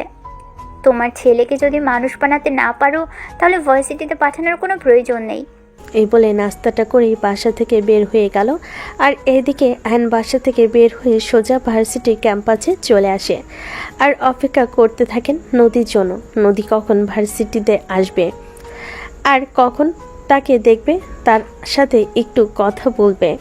তাকে বেশি সময় অপেক্ষা করতে হলো না। প্রায় 10 মিনিট পরেই নদী ভার্সিটিতে চলে আসলো। নদী ভার্সিটির গেট দিয়ে ভিতরে প্রবেশ করছিল। আর তখনই আয়ন তার সামনে দাঁড়ালো আর বলতে লাগলো, ওহে মায়াবতী, যার মায়াতে আমি পড়েছি তাকে না দেখেই কল্পনাতে তাকে এঁকেছি। বারবার তার ছবি আমার দুটি চোখের পাতায় সবসময় ভেসে থাকে। তাকে আমি ভুলে যাই কি করে বলো? আয়ান, তুমি যেটা করছো সেটা কিন্তু একদমই ঠিক নয়। তুমি প্লিজ আমাকে ভুলে যাও এবং এই সব ফাজলামো মার্কা কর্মকাণ্ড বাদ দাও। দেখো তুমি আমার জুনিয়র, তুমি আমার সঙ্গে এই সব কিছু করছো, এটা ভার্সিটির সবাই দেখছে এবং আমাদের দুজনকে নিয়ে হাসাহাসি করছে। তুমি সেটা কেন বুঝতে পারছো না? কারণ ভালোবাসা কোনো পাপ নয়, ভালোবাসা নয় কোনো অপরাধ। জীবনে যে কাউকেই ভালোবাসা যায়, কিন্তু চাইলেই যে কাউকে ভুলে যাওয়া যায় না। আমি তোমাকে ভালোবাসি, তোমাকে সামনাসামনি না দেখেই আমি ভালোবেসেছি, কল্পনাতে তোমায় বহুবার রেখেছি। তাই আমি চাইলেও তোমাকে ভুলে যেতে পারবো না। প্রয়োজন হলে আমি আমার এই জীবন দিয়ে দিতে পারবো, কিন্তু তারপরও তোমাকে ভুলে যাওয়া আমার জন্য একেবারেই অসম্ভব। তুমি যদি আমাকে ভুলে যেতে না পারো আর ভার্সিটিতে এসে প্রতিদিন এসব পাগলামো মার্কা কর্মকাণ্ড করতেই থাকো, তাহলে আমাকে অন্য রাস্তা মাপতে হবে। কারণ তুমি পাগল হতে পারো, আমি পাগল নই, আমার মান সম্মান আছে। এই বলে নদী সেখানে আর এক মুহূর্ত না দাঁড়িয়ে সোজা নিজের ক্লাসরুমে চলে গেল। আর ক্লাস শেষ হলে সোজা বাসায় চলে গেল। তারপর থেকে নদী আর ভার্সিটিতে আসে না। চলে গেল প্রায় 4 দিন। কিন্তু ইতিমধ্যেই নদীকে কোথাও দেখা যাচ্ছে না। এদিকে আয়ন পাগলের মতো হয়ে গেছে। এই নদীকে ভার্সিটিতে দেখতে না পেয়ে সে প্রায় সবার কাছে নদীর ব্যাপারে জিজ্ঞেস করেছে, কিন্তু কেউ কোনো কিছুই বলতে পারছে না, আর না বাসার ঠিকানাও। ও জানে না যেখানে গিয়ে নদীর ব্যাপারে খোঁজ খবর নিতে পারে, কিন্তু সেভাবে বসে থাকলেও তো পারছে না। অন্যদিকে সে প্রচণ্ড মিস করছে। যেভাবে হোক তার নদীর সঙ্গে দেখা করতেই হবে। যেমন চিন্তা তেমন কাজ। আইন সোজা প্রিন্সিপাল স্যারের কেবিনে চলে গেল। প্রিন্সিপাল স্যার তখন নিজের কেবিনে কাজ করছিলেন। আইন দরজার সামনে দাঁড়িয়ে বলতে লাগলো, good morning sir, may I come in? Good morning, yes coming. কি হয়েছে তোমার? আজ হঠাৎ তুমি আমার কেবিনে কেন? স্যার, আমি একটা সমস্যায় পড়েছি আর সেই জন্য আপনার সাহায্য চাই। আপনি কি দয়া করে আমাকে সাহায্য করবেন? দেখো, তুমি আমার স্টুডেন্ট। তুমি কোনো সমস্যায় পড়লে সেখান থেকে তোমাকে উদ্ধার করা আমার কর্তব্য। বাই দ্য ওয়ে, তোমার কি হয়েছে সেটা আমাকে খুলে বলো, আমি অবশ্যই চেষ্টা করব। আসার চেষ্টা করব বললে হবে না, আপনাকে এ ব্যাপারে আমাকে সাহায্য করতেই হবে, কারণ আপনি একমাত্র ব্যক্তি যে আমাকে এ ব্যাপারে সাহায্য করতে পারবেন। আল্লাহ, আপনি পারবেন বলেই আপনার কাছে এসেছি। আপনি না পারলে আপনার কাছে আমি আসতাম না। আচ্ছা ঠিক আছে, কি হয়েছে তোমার সেটা তো খুলে বলো, তারপর আমি দেখছি কি করা যায়। আরে স্যার, আমি আপনাকে বললাম তো আমি সেরকম কোনো কাজ নেই, সেটা আপনি পারবেন না। আপনি পারবেন বলেই আপনার কাছে এসেছি আর আপনাকে সেটা করতেই হবে। সো প্লিজ আর বলুন, আপনি এটা করে দেবেন? আচ্ছা ঠিক আছে, আমি করে দেব। এবার তো বলো তোমার কি হয়েছে। 3rd ইয়ারের স্টুডেন্ট নদী, ওনার অ্যাড্রেস চাই। ও তো তোমার 2 বছরের সিনিয়র, তুমি ওর অ্যাড্রেস দিয়ে কি করবে? স্যার প্লিজ, কোনো প্রশ্ন নয়, এটা আমার প্রয়োজন আর আপনাকে এটা দিতেই হবে।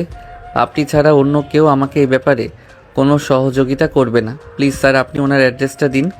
আচ্ছা ঠিক আছে, কোনো সমস্যা নেই, একটু ওয়েট করো, আমি তোমাকে দিচ্ছি। এই বলে প্রিন্সিপাল স্যার কম্পিউটারে ডাটাবেস চেক করে সেখান থেকে প্রিন্ট আউট করে একটা অ্যাড্রেস আয়নকে দিয়ে দিল। আর তখন অ্যাড্রেসটা হাতে নিয়ে সোজা ভার্সিটি থেকে বের হয়ে গেল। বাইক নিয়ে সোজা প্রিন্সিপাল স্যারের দেওয়া অ্যাড্রেস অনুযায়ী চলে আসলো। বিশাল বড় একটা বাড়ি দেখে মনে হচ্ছে কোটিপতি বাবার একমাত্র আদরের রাজকন্যা হবে হয়তো। নদী বাড়ির সামনে এসে দাঁড়াতেই সিকিউরিটি গার্ড এসে জিজ্ঞাসা করতে লাগলো, আসসালামু আলাইকুম সাহেব, কি আপনি আর কার কাছে এসেছেন? আমি আয়ান, এটা নদীদের বাসা তো? হ্যাঁ স্যার, কিন্তু আপনাকে তো ঠিক চিনতে পারলাম না। নদী ম্যাডাম আপনাকে কিভাবে চেনেন? ওনার সাথে আপনার কিভাবে পরিচয় যদি একটু বলতেন তাহলে আমার চিনতে সুবিধা হতো। আমি সব কিছু বলেও আপনি আমাকে চিনতে পারবেন না। আমি নদীর সঙ্গে দেখা করতে এসেছি। নদী কোথায় একটু বলতে পারবেন? নদী ম্যাডাম তো বাসায় নেই, ওনার শরীর খারাপ, ওনাকে হসপিটালে নেওয়া হয়েছে আজ 3 দিন। কোন হসপিটাল আর কি হয়েছে? আমার নদীর প্লিজ আমাকে খুলে বলুন। আমি সঠিক বলতে পারবো না, তবে যতদূর আমি শুনেছি ওনার কিডনিতে সমস্যা হয়েছে, তাই ওনাকে ঢাকার কোনো একটা বড় হসপিটালে নিয়ে যাওয়া হয়েছে, তবে সেটা আমি সঠিক জানি না। তাছাড়া আমি তো এই বাড়ির একজন সামান্য সিকিউরিটি গার্ড মাত্র, তাই তাদের এইসব ব্যাপারে জিজ্ঞেস করার কোনো সুযোগ পাই না। বাড়িতে কে আছে তাদেরকে একটু বলে জিজ্ঞাসা করে আসুন না। নদী কোথায় আছে? আমি নদীর সঙ্গে দেখা করতে চাই। তার সঙ্গে দেখা করাটা আমার জন্য খুবই জরুরি। প্লিজ আপনি আমার এইটুকু উপকার করুন। দেখুন, এটা আমি করতে পারবো না, কারণ আমি এই বাড়ির সামান্য একজন চাকর মাত্র। আমি তাদের পার্সোনাল ব্যাপারে জিজ্ঞাসা করার অধিকার রাখি না। সো প্লিজ, আপনি আমাকে ক্ষমা করতে পারেন। আর আপনি এখন থেকে আসুন, বড় সাহেব আসার সময় হয়ে গেছে। উনি যদি দেখতে পান গেটের সামনে দাঁড়িয়ে আছে কেউ একজন আমার সঙ্গে এসব ঝামেলা করছে, তাহলে তিনি প্রচণ্ড রেগে যাবে। আরে আপনি প্লিজ বোঝার চেষ্টা করুন, ওদের সঙ্গে দেখা করাটা আমার খুব জরুরি। আমি জানতে চাই আমার নদী কোথায় আছে। তখন বুঝতে পারলো তার পিছনে একটা বড় গাড়ি এসে দাঁড়িয়েছে। সেটা হর্ন দিচ্ছে। আয়ন পিছনে ফিরে তাকিয়ে দেখলো ঠিক এরকমটাই বিশাল বড় একটা লাক্সারি গাড়ি তার পিছনে দাঁড়িয়ে আছে। অনেক দূরে সরে দাঁড়ালো আর গাড়িটা হুট করে বাড়ির ভিতর ঢুকে গেল। গাড়ি থেকে একজন মধ্যবয়স্ক লোক নেমে এলেন আর বাড়ির ভিতর ঢুকে গেলেন। তখন সিকিউরিটি গার্ডকে ধাক্কা দিয়ে সরিয়ে বাড়ির ভিতর ঢুকে গেল আর সেই মধ্যবয়স্ক লোকের সামনে গিয়ে দাঁড়ালো। আসসালামু আলাইকুম আঙ্কেল, নদী কোন হসপিটালে আছে কাইন্ডলি প্লিজ আমাকে ইনফরমেশনটা দেওয়া যাবে? কে তুমি, আর আমার বাড়িতে ঢোকার সাহস কিভাবে পেলে? সব সময় সব জায়গায় ঢোকার জন্য পারমিশন কিংবা সাহসের প্রয়োজন হয় না। বাই দ্য ওয়ে আঙ্কেল, আপনি আমাকে এটা বলেন যে নদী কোন হসপিটালে অ্যাডমিট আছে। আমি তার সঙ্গে একটু দেখা করতে চাই আর তার সঙ্গে দেখা করাটা আমার খুব জরুরি। আমার মেয়ে কোন হসপিটালে ভর্তি আছে সেটা জানা বাইরের কারো কাজ নয়। তো চুপচাপ এখান থেকে বের হয়ে চলে যাও, তা না হলে তোমার সঙ্গে খারাপ কিছু হতে পারে। যা হবে হোক, কিন্তু যতক্ষণ পর্যন্ত আমি এটা জানতে না পারবো আমার নদী কোথায় আছে ততক্ষণ পর্যন্ত আমি এখান থেকে এক পাও নড়ব না। সবার আগে আমাকে এটা জানতে হবে নদী কোথায় আছে, আর তারপর আমি তার সঙ্গে দেখা করব, নয়তো আমি এখান থেকে কোথাও যাচ্ছি না। সিকিউরিটি, সিকিউরিটি, এই ছেলেটাকে এক্ষুনি এখান থেকে বের করে দাও। প্লিজ আপনি আমার সঙ্গে চলুন আর এখান থেকে বের হন, তা না হলে আমার চাকরি চলে যাবে। এমনিতে বড় সাহেব অনেক রেগে আছেন, তারপর যদি আপনি এখন এখানে দাঁড়িয়ে থাকেন তাহলে খুব খারাপ কিছু হয়ে যেতে পারে। আয়ন তখন চিৎকার দিয়ে বলতে লাগলো, আমি বললাম না নদী কোথায় আছে সেটা না জেনে আমি কোথাও যাব না। সেটা কি আপনারা শুনতে পাচ্ছেন না? আমাকে বলে দিলেই তো পারেন নদী কোথায় আছে। তখনও সিকিউরিটি তাকে জোর করে টেনে হিসে বাড়ি থেকে বের করার চেষ্টা করছে, কিন্তু বাবার দিকে তাকিয়ে আছে আর আবারও বলছে, প্লিজ আঙ্কেল, আপনি আমাকে এটা বলুন আমার নদী কোথায় আছে। আমি নদীর সঙ্গে একবার দেখা করতে পারলেই এখান থেকে চলে যাব, আর কোনো ঝামেলা করব না। প্লিজ আমাকে একটাবার বলুন নদী কোথায় আছে। তোমাকে দেখে তো যথেষ্ট ভদ্র ঘরের ছেলে বলেই মনে হচ্ছে, কিন্তু তুমি এভাবে কেন এরকম করছো আমি তো সেটাই বুঝতে পারছি না। তাছাড়া তোমাকে দেখে মনে হয় না যে আমার মেয়ের সঙ্গে তোমার সেই রকম কোনো সম্পর্ক থাকতে পারে, কারণ তোমার চেহারা দেখেই বোঝা যাচ্ছে তুমি আমার মেয়ের চাইতে বয়সে অনেকটাই ছোট হবে। তাহলে কি প্রবলেম বলো শুনি।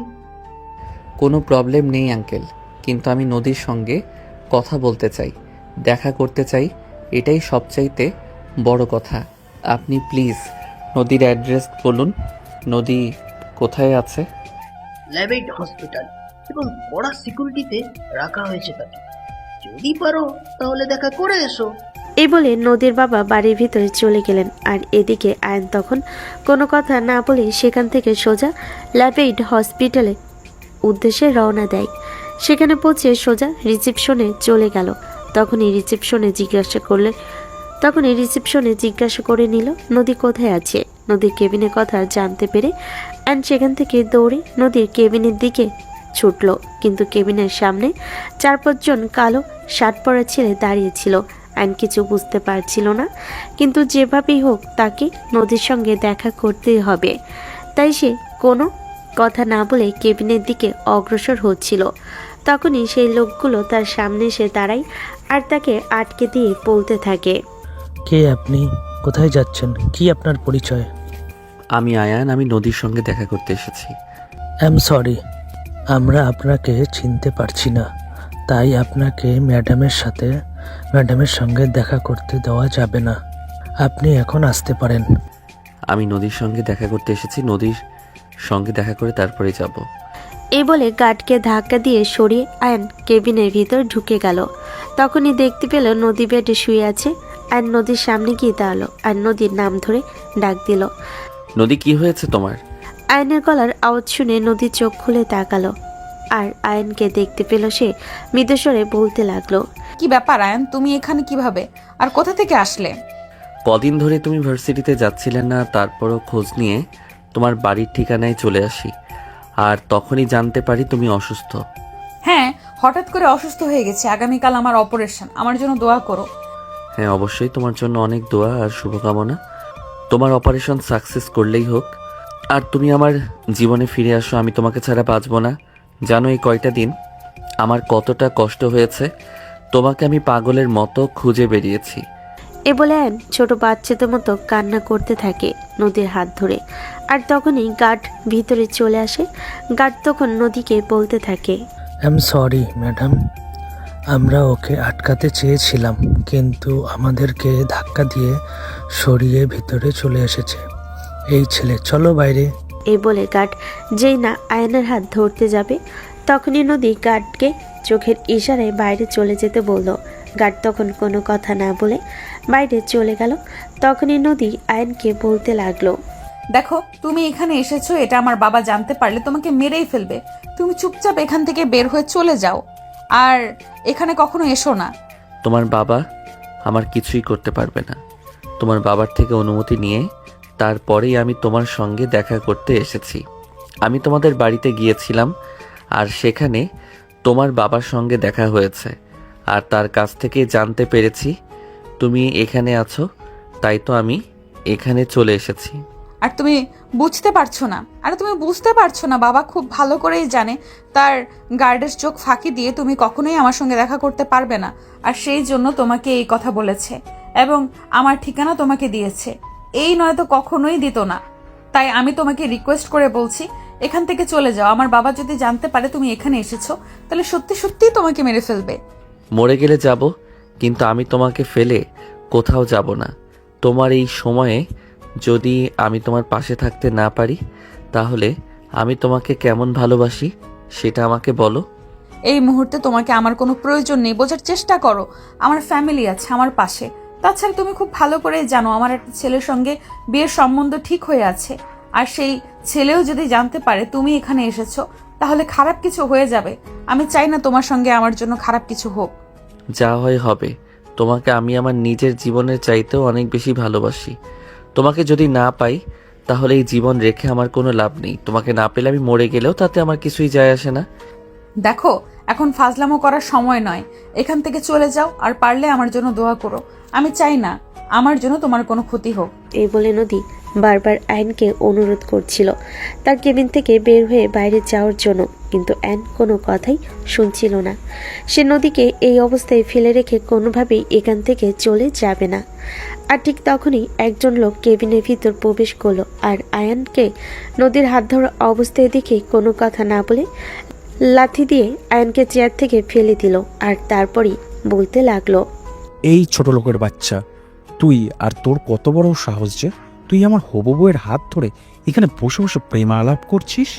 এদিকে আয়ন ততক্ষণে নিজেকে সামলে নিয়ে উঠে দাঁড়ায় আর তারপরই ছেলেটার সম্মুখীন হয়ে দাঁড়িয়ে বলতে থাকে, তোমার হবু বউ কিন্তু বউ নয়, এটা মাথায় ঢুকিয়ে নাও। তোমার সঙ্গে বিয়ে হবে এটা ঠিক হয়ে আছে, কিন্তু বিয়েটা হয়ে যায়নি। এই ছোট লোকের বাচ্চা, তোকে এখানে আসার পারমিশন কে দিয়েছে? মুখের ভাষা ঠিক করে তারপর কথা বলেন। আপনি ছোট লোক কাকে বলছেন? টাকা পয়সা আছে বলেই আপনি নিজেকে খুব কিছু মনে করেন নাকি? আর আমি মধ্যবিত্ত ফ্যামিলির ছেলে বলেই আমি ছোট লোক? দেখুন, আমাকে রাগাবেন না, তাহলে এর পরিণাম কিন্তু আপনার জন্যই খারাপ হবে। তখনই নদী আয়নকে উদ্দেশ্য করে বলতে লাগলো, আয়ান প্লিজ, তুমি এখানে ঝামেলা করো না। প্লিজ এখান থেকে চলে যাও বলছি। আমি চাই না তোমার জন্য এখানে কোনো ঝামেলা হোক। আর সাগর আর আমি শুধুমাত্র বন্ধু, এর চাইতে বেশি কিছু না। তুমি ওর সঙ্গে এরকম আচরণ করতে পারো না। ও তোমার বন্ধু, তাতে কি হয়েছে? ওকে এত বড় সাহস কে দিয়েছে যে তোমার হাতে হাত রেখে এখানে বসে বসে কথা বলবে? সাগর, তুমি কিন্তু এখন ওভার রিয়েক্ট করে ফেলেছো। তুমি ওকে সরি বলো। আরে নদী, তোমার কি মাথা খারাপ হয়ে গেছে নাকি? আমি সরি বলবো, তাও আবার এই ছোট লোকের বাচ্চাটাকে? এটা তুমি ভাবলে কি করে? তোর সরি বলার কোনো প্রয়োজন নেই। তুই চুপচাপ এখান থেকে আমার চোখের সামনে রেখে চলে যা, তা না হলে তুই আমার সঙ্গে যেটা করেছিস সেটা এক্ষুনি তোকে ফেরত দিব। ও আচ্ছা, তাই নাকি? তোর এত বড় সাহস, তুই সাগর চৌধুরীকে ভয় দেখাস? তাহলে তো তোর শেষ পরিণাম দেখে নিতে হয়। তুই দাঁড়া, আমি তোর ব্যবস্থা করছি। এই বলে তখনই সাগর আয়নকে একটা থাপ্পড় দিতে যাবে, তখনই আয়ন তার হাতটা ধরে ফেলে এবং পিছন থেকে মুচকে ধরে। সাগর ব্যথায় কুকিয়ে ওঠে আর বলতে থাকে, দেখ, একদম ভালো হবে না বলে দিচ্ছি। আমার হাতটা ছেড়ে দে, আমার লাগছে। যখন আমার সঙ্গে পেরে উঠবি না তখন আমার সঙ্গে লাগতে আসলি কেন? আমি তো তোকে আগেই বলেছিলাম আমার সঙ্গে লাগতে আসিস না, কিন্তু তুই তো ইচ্ছে করে আমার সঙ্গে ঝামেলা করেছিস। সবে তো মাত্র থাম্বেল দেখিয়েছি, পুরো সিনেমা তো এখনো বাকি রয়ে গেছে। তখনই নদী আয়নকে বলতে থাকে, আয়ান এসব কি করছো তুমি? এইসব কিছু কিন্তু তোমার কাছ থেকে আশা করিনি। ওর হাত ছেড়ে দাও আর চুপচাপ এইখানে দুজনেই চলে যাও। আমার কাল অপারেশন, আমাকে এখন একটু মানসিক প্রশান্তিতে থাকতে দাও। এটা শুনে আয়ন সাগরের হাতটা ছেড়ে দিল আর তারপরে নদীকে বলতে লাগলো, আমি শুধুমাত্র তোমার কথাই ওকে ছেড়ে যাচ্ছি, কিন্তু তা না হলে ওর শেষ দেখে নিতাম আমি। ওর কত বড় সাহস আমার সঙ্গে পাঙ্গা নিতে আসে। ও হয়তো জানে না আমার ভালোবাসার জোর কতটা, আর ভালোবাসার জন্য আমি ঠিক কি করতে পারি। এত কিছু জানার কোনো প্রয়োজন নেই। তোমাকে আমি যেটা বলেছি তুমি সেটাই শোনো। চুপচাপ এখান থেকে চলে যাও। এখানে কোনো ঝামেলা করো এটা আমি চাই না, কারণ আব্বু জানতে পারলে কি হবে সেটা তুমি কল্পনাও করতে পারছো না।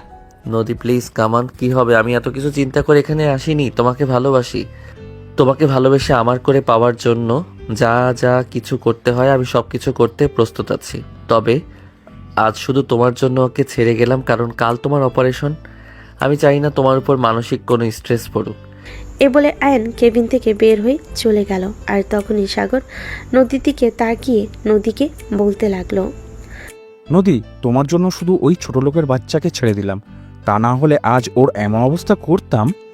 প্লিজ আমাকে একটু শান্তিতে থাকতে দাও। কাল আমার অপারেশন, আমি এই মুহূর্তে আর কোনো ঝামেলায় পড়তে চাইছি না। একটু শান্তি চাই, মানসিক শান্তি। সাগর আর কোনো কথা না বাড়িয়ে কেবিন থেকে বের হয়ে চলে গেল। আর এদিকে নদী আস্তে আস্তে একটু ঘুমানোর চেষ্টা করলো, কারণ এই মুহূর্তে নিজেকে বিশ্রাম দেওয়াটা তার খুবই প্রয়োজন। এদিকে আয়ন হসপিটাল থেকে বের হয়ে এসে নদীর পাড়ে বসে আছে। তার কোনো কিছুই ভালো লাগছে না। তার ভালোবাসার মানুষ তার জীবনে এত বড় একটা অ্যাক্সিডেন্ট ধরতে যাচ্ছে কাল, কিন্তু কি হবে কিছুই বুঝতে পারছে না। সে কি আদৌ ভালোভাবে ফিরে আসবে নাকি কোনো অ্যাক্সিডেন্ট হয়ে যাবে। আজও তার সঙ্গে ভালোভাবে কথা বলে আসতে পারল না। এইসব কিছুই মনে মনে চিন্তা করছে। এদিকে দেখতে দেখতে সন্ধ্যা ঘনিয়ে রাত হয়ে আসলো, কিন্তু আয়নের বাড়িতে যেতে একদমই মন চাইছে না। সে তখনও সেখানেই বসে আছে। রাত 11টা বাজে। তার ফোনে একটার পর একটা কল আসছে, কিন্তু না, তারপরও মোবাইলটা হাতে নিল, কিন্তু সেই কল রিসিভ করতে মন চাচ্ছে না। তারপরও মোবাইলটা হাতে নিল আর তখনই দেখতে পেল তার বাড়ি থেকে ফোন করা হচ্ছে। সে মোবাইলটা হাতে নিয়ে ফোনটা রিসিভ করলো আর তখনই অপর প্রান্ত থেকে শুনতে পেল, কি রে আয়ন, কোথায় তুই? রিয়া বললো আজ তুই ভার্সিটিতে যাসনি, সারাদিন বাসায় আসিসনি, তুই কোথায় আসিস? এই তো আছি। আমাকে নিয়ে তোমাদের কোনো চিন্তা করতে হবে না। সময় হলে আমি নিজেই বাসায় চলে আসব। আর দয়া করে আমাকে ফোন দিয়ে বিরক্ত করো না। আমি একটু একা থাকতে চাই, আমার মতো থাকতে চাই। আমাকে একটু আমার মতো থাকতে দাও, আমাকে বিরক্ত করো না প্লিজ। এ বলে আয়ন ফোনটা কেটে দিল। তারপর আবারও ঘন্টাখানেক সেখানে বসে থেকে তারপর বাড়ির উদ্দেশ্যে রওনা দিল। হাঁটতে হাঁটতে বাড়িতে এসে পৌঁছালো। রাত তখন 1:30টার কাছাকাছি বাজে। কলিং বেলে চাপ দিতে তার আম্মু সে দরজা খুলে দিল আর তাকে দেখি বলতে লাগলো, কিরে বাবা, তুই কোথায় ছিলি আর এতক্ষণে কোথা থেকে আসলি? আয়ন তখন তার মায়ের কথায় কোনো উত্তর না দিয়ে চুপচাপ বাড়ির ভিতর ঢুকে নিজের রুমে চলে গেল আর দরজাটা সঙ্গে সঙ্গে আটকে দিল। তার মা বেশ কিছুক্ষণ দরজার সামনে দাঁড়িয়ে থেকে নক করলো, কিন্তু ভিতর থেকে কোনো সারা শব্দ আসলো না আর আয়ন কোনো কথাও বলল না। তাই বাধ্য হয়ে তার আম্মু সেখান থেকে চলে গিয়ে নিজের রুমে গিয়ে বিছানায় শুয়ে ঘুমিয়ে পড়ল। রিয়া পরের দিন সকালবেলা ঘুম থেকে উঠে যথাসময়ে রেডি হয়ে নাস্তা করে ভার্সিটিতে চলে গেল, কিন্তু আয়ান এখনও ঘুম থেকে উঠছে না। তার মা বেশ কয়েকবার রুমে দরজার সামনে দাঁড়িয়ে থাকে। ডাকাডাকি করলে কিন্তু সে কোনো সারা শব্দ করলো না। এটা দেখে তার মা কিছুটা চিন্তায় পড়ে গেল আর তারপর তার বাবার কাছে এই বিষয়টা শেয়ার করলো। তার বাবা তখন বলতে লাগলো, এত চিন্তা করার মতো কিছুই হয়নি। তোমার ছেলে এখনো ছোট বাচ্চা নয় যে তাকে নিয়ে সবসময় চিন্তা করতে হবে। সে এখন যথেষ্ট বড় হয়েছে, ভার্সিটিতে পড়াশোনা করে নিজের ভালো মন্দ বোঝার মতো বয়স হয়েছে। আরে তুমি এভাবে কেন বলছো? আমার ছেলেটা কি এমন বড় হয়েছে যে তুমি এভাবে বলছো? আমার কাছে আমার ছেলে এখনও সে ছোট্টই রয়ে গেছে, তাই দয়া করে এভাবে কথা বলো না। দেখো, তোমার ছেলে যেসব পাগলামো শুরু করে দিয়েছে, তারপর তোমার ছেলেকে এর চাইতে ভালো কিছু বলার নেই। যাই হোক, যখন তার সময় হবে তখন সে নিজেই রুম থেকে বের হয়ে খাবার খেতে আসবে, তাই তাকে নিয়ে চিন্তা করার কিছুই নেই। এই বলে আয়নের বাবাও নাস্তা শেষ করে অফিসে চলে গেল। আর এদিকে আয়নের মা পড়ে গেলেন মহা চিন্তায়। তাই বেশ কয়েকবার ছেলেকে ডাকাডাকি করার পরও রুমের ভিতর থেকে কোনো সার শব্দ আসলো না আর রুমের দরজাও খুললো না। তিনি বুঝতে পারছেন না এখন তিনি কি করবেন আর এখন কী বা করা উচিত। দুপুর 2টার দিকে বের হয়, তখন তার আম্মু তার সামনে গিয়ে দাঁড়ায় আর বলতে থাকে, কি রে বাবা, কি হয়েছে তোর? আমি তো কিছুই বুঝতে পারছি না, তুই এমন কেন করছিস? কাল বাড়িতে এসে চুপচাপ কোনো কথা না বলে রুমের দরজা বন্ধ করে রুমের ভিতর চলে গেছিস, আর আজ এত বেলা হয়ে গেল তুই এখনো মাত্র রুম থেকে বের হলি। আম্মু, আজ নদীর অপারেশন আমার কিছুই ভালো লাগছে না। জানি না নদী ফিরে আসবে কি আসবে না, তবে নদীর জন্য আমার খুব মন খারাপ লাগছে। নদীর যদি কিছু হয়ে যায় তাহলে আমি কি নিয়ে বাঁচবো? ওকে ছাড়া আমি বাঁচতে পারবো না। দেখ বাবা, এসব অপ্রাসঙ্গিক কথা সত্যি ভালো লাগছে না। ওই মেয়েটাকে নিয়ে কেন চিন্তা করছিস বল তো শুনি? কোথায় আকাশের চাঁদ আর কোথায় মাটির পৃথিবী? মাটির পৃথিবীতে বসে বসে আকাশে চাঁদ ধরা স্বপ্ন দেখা এটা ঠিক, কারণ এই স্বপ্ন কোনোদিনও পূরণ হবার নয়। আম্মু, আমি জানি না আমার এই স্বপ্ন কোনোদিন পূরণ হবে কি না, তবে আমি এইটুকু বলতে পারি, নদীকে যদি আমি আমার জীবন থেকে হারিয়ে ফেলি তবে তোমরাও আমাকে তোমাদের জীবন থেকে হারিয়ে ফেলবে, কারণ আমি নদীকে সত্যি ভালোবাসি। তাকে না পেলে আমার এই জীবন রেখে কোনো লাভ নেই। আরে বাবা, তুই কি সত্যি পাগল হয়ে গেলি নাকি? আমি তো কিছুই বুঝতে পারছি না। তোমাকে এত কিছু বুঝতে হবে না, এত কিছু বোঝার কোনো প্রয়োজন নেই। আমি নদীকে ভালোবাসি আর তাকে আমি আমার জীবনে যে কোনো কিছুর বিনিময়ে পেতে চাই। বাবা প্লিজ, এসব পাগলামো বন্ধ করে, এসব পাগলামো আর ভালো লাগছে না। আম্মু, আমি যাচ্ছি নদীর কাছে, আমার নিঃশ্বাস বন্ধ হয়ে আসছে, আমি আর পারছি না। এই বলে আয়ন তার আম্মুকে আর কোনো কথা বলার সুযোগ না দিয়ে বাসা থেকে বের হয়ে গেল। বাইক নিয়ে সোজা হসপিটালে চলে আসলো আর এসেই দেখতে পেল গতকালকের মতো আজকেও আবার সেই লোকগুলো নদীর সামনে দাঁড়িয়ে আছে। আয়ন কোনো কিছু তোয়াক্কা না করে সোজা কেবিনের ভিতর ঢুকে গেল আর নদীকে কেবিনের কোথাও দেখতে পেল না। আয়ন তখন কেবিন থেকে বের হয়ে বাইরে দাঁড়িয়ে থাকা লোকগুলোকে জিজ্ঞেস করলো, নদী কোথায়? ওকে কেবিনে দেখতে পাচ্ছি না কেন? ম্যাডামের অপারেশন শুরু হয়ে গিয়েছে। ম্যাডামকে অপারেশন থিয়েটারে নিয়ে যাওয়া হয়েছে। আয়নের দু চোখ দিয়ে জল পড়ছে। মনে হচ্ছে নদী যেন তাকে ছেড়ে চলে যাবে এমন একটা অবস্থা। সে নদীর কেবিনের ভিতর ঢুকে গেল আর তখনই সেখানে নামাজে দাঁড়িয়ে গেল। প্রায় 2 ঘন্টা ধরে নদীর অপারেশন চলতে লাগলো আর এদিকে আয়ন তখনও মোনাজাতে বসে আছে। অপারেশন সাকসেস হয় আর নদীকে কেবিনে নিয়ে আসা হয়। নদী তখনও জ্ঞান ফেরেনি। নদীর বাবা নদীর কেবিনে প্রবেশ করে দেখলেন আয়না এখনও মোনাজাতে বসেই কান্না করছে। নদীর বাবা কিছুটা অবাক হন। নদীকে বেডে শুইয়ে দিয়ে কেবিন থেকে বের হয়ে গেলে আয়ন মোনাজাত শেষ করে উঠে দাঁড়ায়। তখন নদীর বাবা তার সামনে গিয়ে দাঁড়ায়। নদীর বাবা তখন আয়নকে বলল, তুমি এখানে কি করছিলে? তখনই আয়ন ওনার কথায় কোনো উত্তর না দিয়ে উল্টা প্রশ্ন করলো, নদী কোথায় আঙ্কেল? নদী এখন কেমন আছে? Operation success.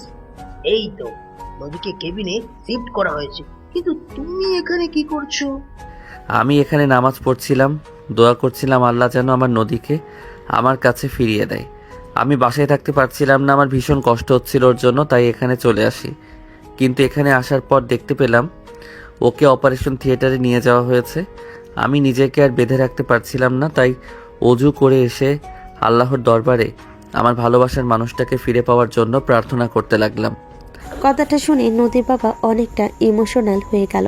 তার দু চোখ দিয়ে জল পড়তে লাগলো। যেখানে নিজের বন্ধুর ছেলের সঙ্গে মেয়ের বিয়ে ঠিক করে রেখেছেন, সেখান থেকে একটা ফোন পর্যন্ত আসলো না আজ সকাল থেকে। আর সেখানে কিনা অন্য একটা ছেলে তার মেয়ের অপারেশন যেন সাকসেসফুল হয় সেজন্য এখানে 2 ঘন্টা ধরে নামাজ পড়ছে আর আল্লাহর কাছে 2 হাত তুলে দোয়া করছে। নদীর বাবা যখন অ্যানকে টান দিয়ে নিজের বুকের সঙ্গে মিশিয়ে নিলেন আর বলতে লাগলেন, বাবা, তুমি সত্যিই মহান। তুমি আমার মেয়ের ভালোবাসা পাওয়ার যোগ্য। আমার মেয়ে সুস্থ হয়ে বাসায় ফিরুক। আমার মেয়েকে যদি কখনো আমি কারো হাতে তুলে দেই, তাহলে তুমিই তাকে পাবে। কারণ তাকে হারানোর ভয়ে তোমাকে কান্না করতে দেখেছি।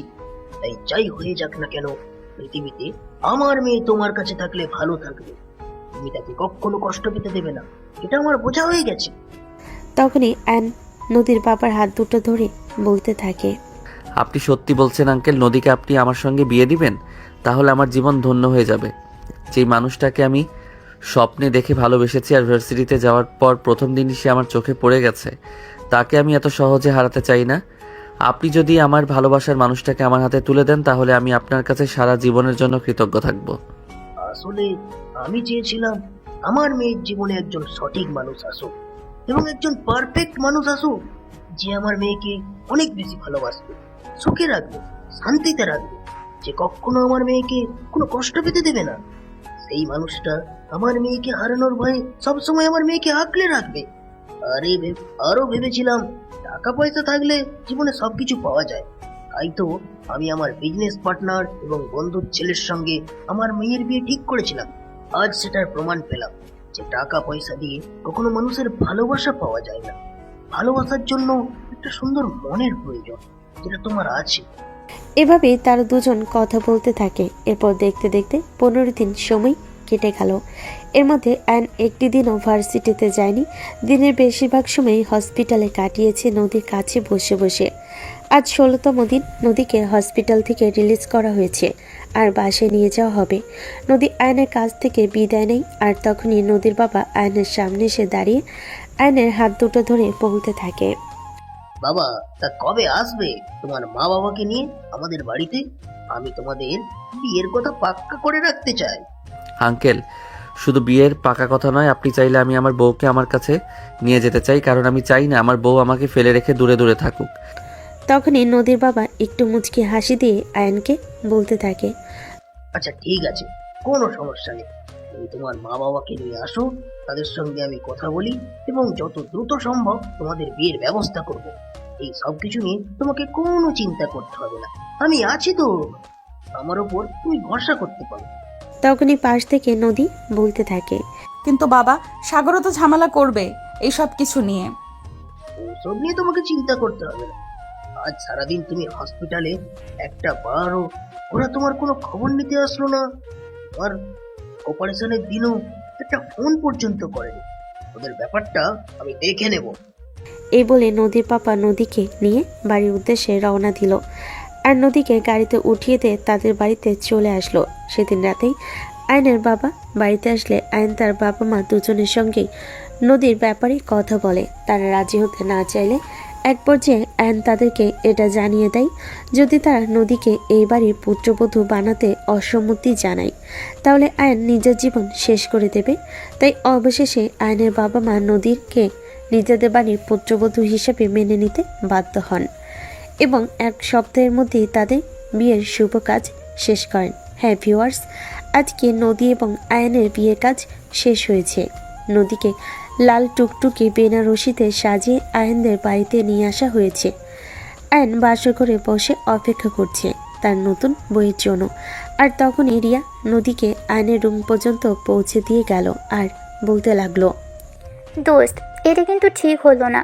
তুই আমার বান্ধবী হয়ে আমার ছোট ভাইকে বিয়ে করে নিলি আর আমি সেই সিঙ্গেল থেকে গেলাম। আই এম সো সরি, কিন্তু দোস্ত, আমার কিন্তু ছোট ভাই নেই। তুই চাইলেও কিন্তু আমার ভাইকে বিয়ে করতে পারবি না। এখন তুই যা এখান থেকে, আর আমার জুনিয়র বরটার সঙ্গে আমাকে রোম্যান্স করতে দে। এই বলে নদী রিয়াকে রুম থেকে বের করে দিয়ে রুমের দরজাটা লাগিয়ে দিল।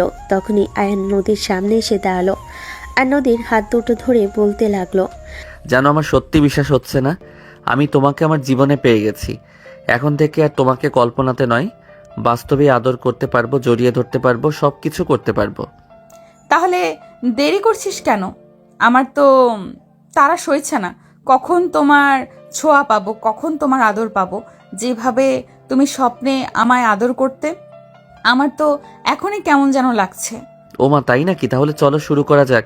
এই বলে আয়ন নদীকে টান দিয়ে কোলে তুলে নিল আর ধপাস করে বিছানায় উপর ছেড়ে দিল।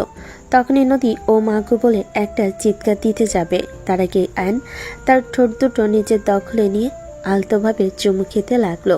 নদী আয়নের প্রথম ছোঁয়া পেতেই শরীরের মধ্যে অন্যরকম এক অনুভূতি কাজ করছিল।